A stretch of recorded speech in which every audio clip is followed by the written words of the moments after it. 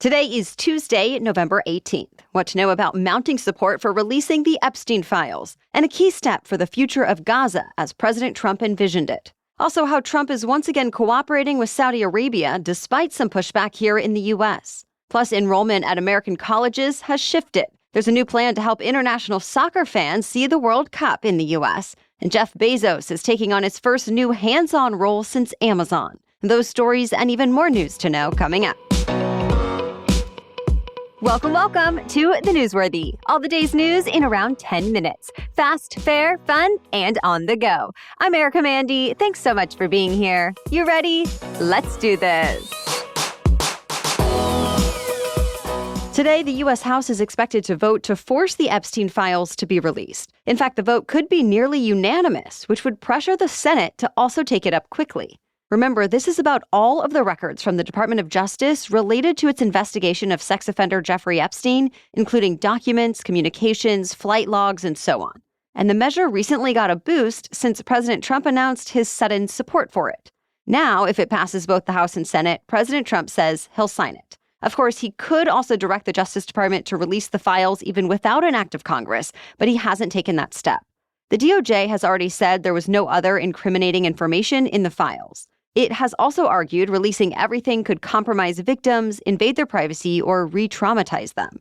That said, some women who survived Jeffrey Epstein's abuse want the information out, and they're going to the Capitol today for the vote. Already this week, a new PSA came out featuring a group of Epstein survivors advocating for the files to be released. They say in the video, quote, "It's time to bring the secrets out of the shadows." As for President Trump, who has been named as an Epstein associate, he insists he and other Republicans have nothing to hide. And he says he's ready to move past this issue and focus on the economy. In what President Trump called a moment of true historic proportion, his plan for the future of Gaza got a key endorsement. The UN Security Council voted to approve the 20-point plan to move past the initial ceasefire and rebuild the Palestinian territory. One part of that includes an international stabilization force to enter, demilitarize, and govern Gaza. It also establishes a board of peace led by Trump to oversee Gaza at least until the end of 2027. And day to day, it has Gaza being managed by a, quote, technocratic apolitical committee of competent Palestinians from the Strip.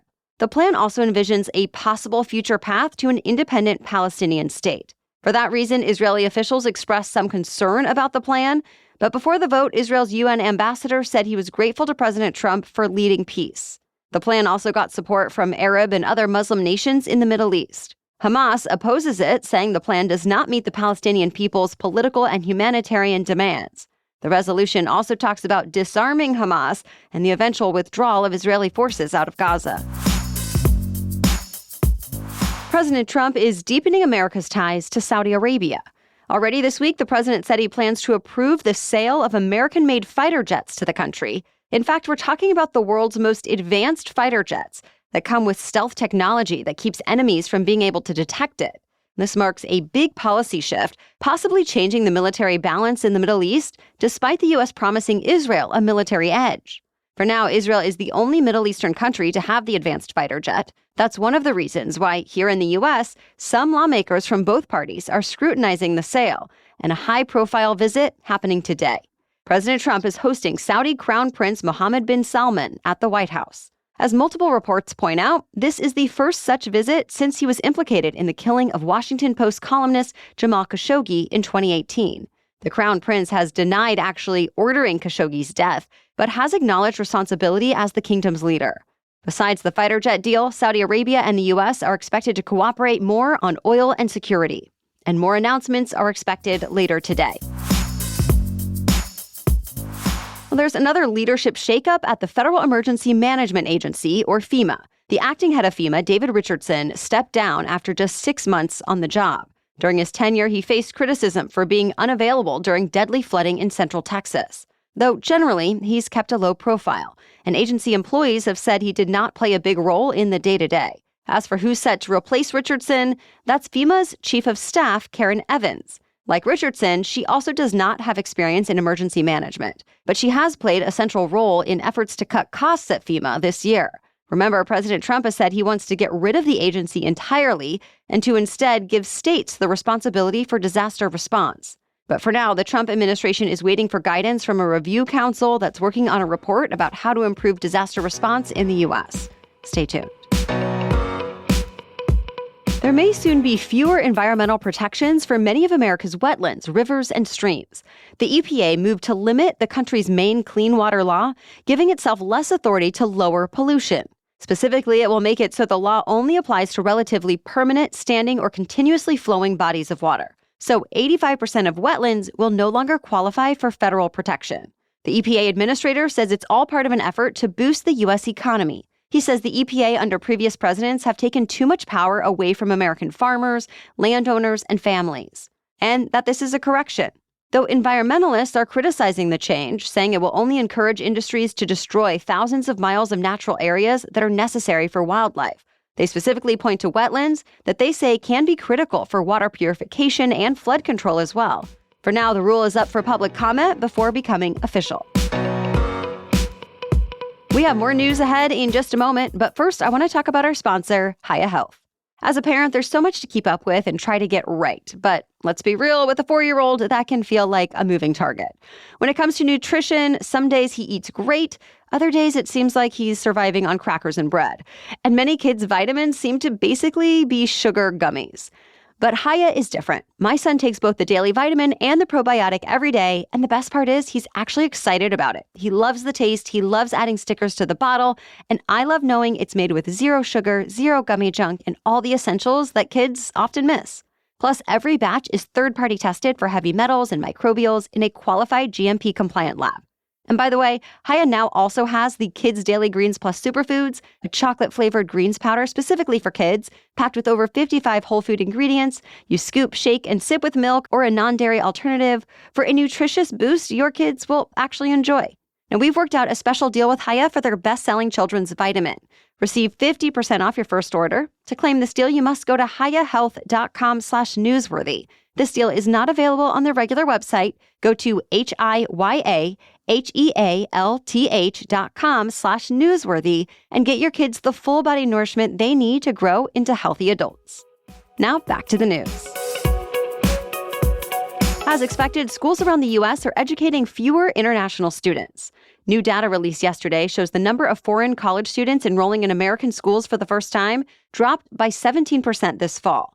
As we've told you, the Trump administration has raised the standards for student visas, and visa application issues like delays and denials are thought to be among top reasons for this drop.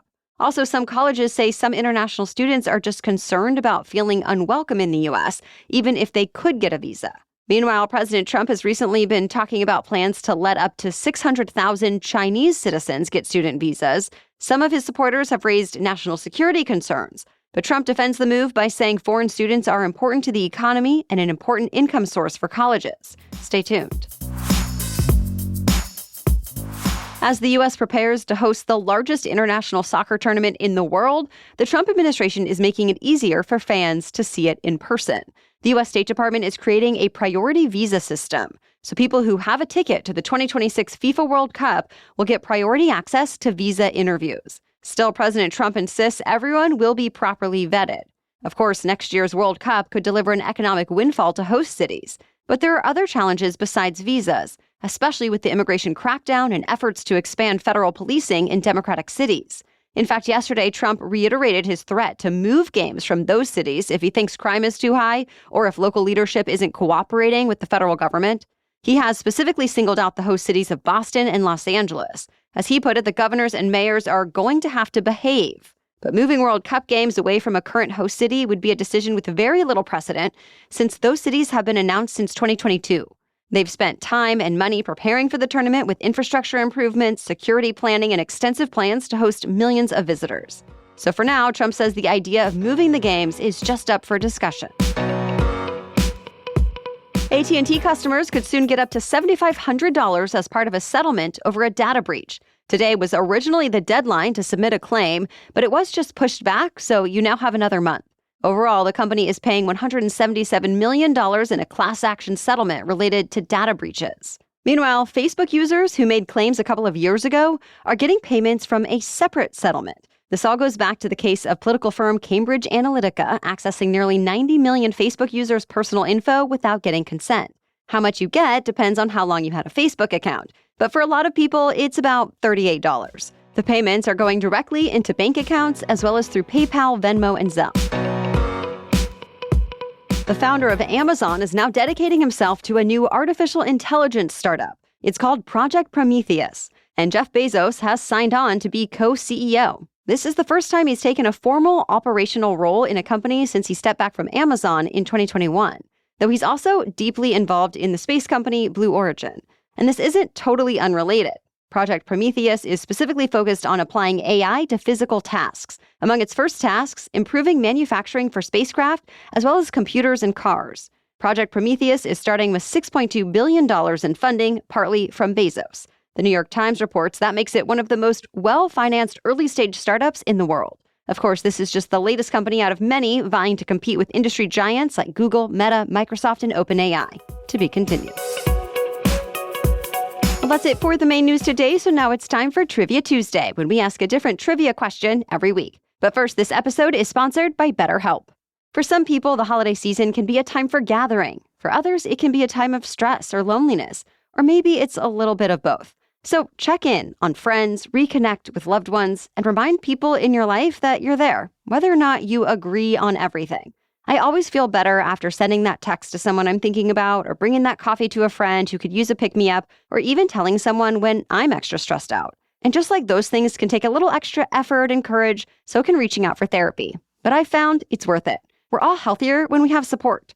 With over 30,000 therapists, BetterHelp is one of the world's largest online therapy platforms. BetterHelp therapists work according to a strict code of conduct, and if you aren't happy with your match, you can switch to a different therapist at any time from their tailored recommendations. This month, don't wait to reach out. Whether you're checking in on a friend or reaching out to a therapist yourself, BetterHelp makes it easier to take that first step. Our listeners get 10% off their first month at betterhelp.com/newsworthy. That's betterhelp.com/newsworthy. Okay, now back to Trivia Tuesday. And today's trivia question is, what country drinks the most beer per capita? Listen again next Tuesday for the answer and explanation. As for our last trivia question, why are marathons exactly 26.2 miles? The answer has to do with ancient Greek mythology, the Olympics, and the British royal family. The idea for the modern marathon was originally inspired by the legend of an ancient Greek messenger who raced from the Greek town of Marathon to Athens with news of an important Greek victory over an invading army. That distance was about 25 miles. And the first time the marathon was in the Olympic Games, it was meant to commemorate that run. Then the course was extended for the 1908 Games in London, apparently to accommodate the British royal family. Well, Queen Alexandra reportedly wanted the race to start on the lawn of Windsor Castle and finish in front of the royal box at the Olympic Stadium. And that distance happened to be 26.2 miles. Well, that length ended up sticking and becoming the standard. Now there are marathon races everywhere, from the North Pole to the Great Wall of China. In the U.S. alone, there are now more than 1,100 marathons each year, and every one of them is 26.2 miles. Well, thanks for joining us to get caught up on the news today. We'll be back tomorrow with the latest to know. Until then, have a great day.